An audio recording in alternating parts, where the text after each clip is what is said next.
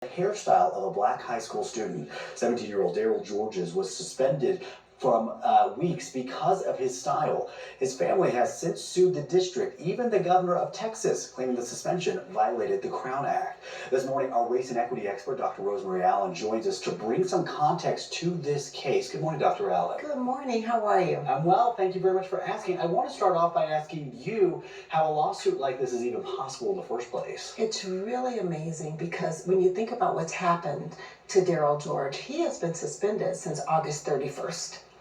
And he is actually following the dress code of the school district that requires hair not to go below the collar, below the earlobes, and over the eyebrows.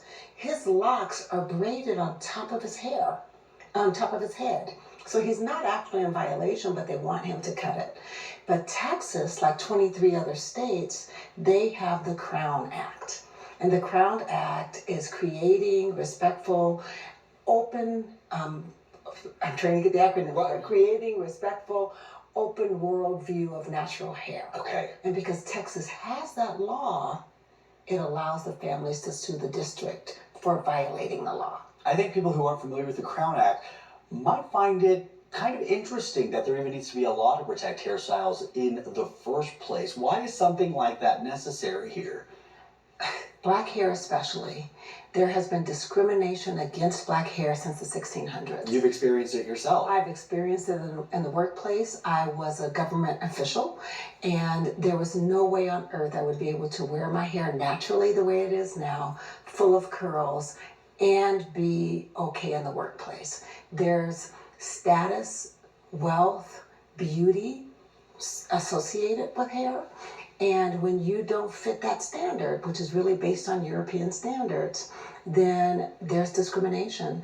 And before the Crown Act, which is also here in Colorado, that people were discriminated against, told to cut their hair, forced to alter their appearance through dangerous chemicals like perms and weaves and wigs and things like that. And if not, they were really at risk of losing their jobs and being suspended from school. Well, clearly, as we're seeing with this case in Texas, the Crown Act's existence isn't stopping it entirely from people being, persecuted in this way. I do want to ask, though, has the Crown Act proven to be effective in other cases? Well, we've seen several lawsuits. I think it can serve as a deterrent to some of the discrimination. Sure. But it still happens. Right. Because if your boss says you need to tone your hair down, you can sue, but do you want to do that and lose your job? Right. So there's this catch-22 for black people. I mean, this Daryl, he's standing up and saying, I'm not going to cut my locks.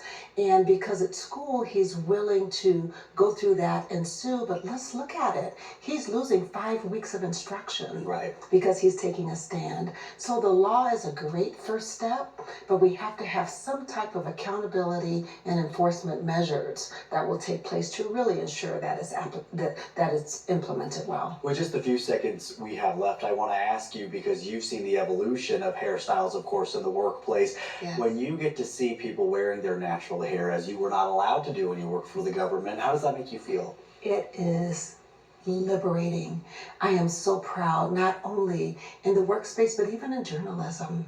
When you see those natural coils and we don't have to alter who we are because our hair is a source of racial pride and dignity. It's our heritage. Yeah. So it's amazing that we're not forced to go against that just to live, work, and play. And not to mention the harmful chemicals that you have to use in order to not have your natural hairstyle after, which is a totally different topic that we're going to have to talk about another time. Dr. Allen, thank you for opening the conversation for us this morning. Thank you for having me. We appreciate it. Let's get a check of your forecast now with Ed. All right.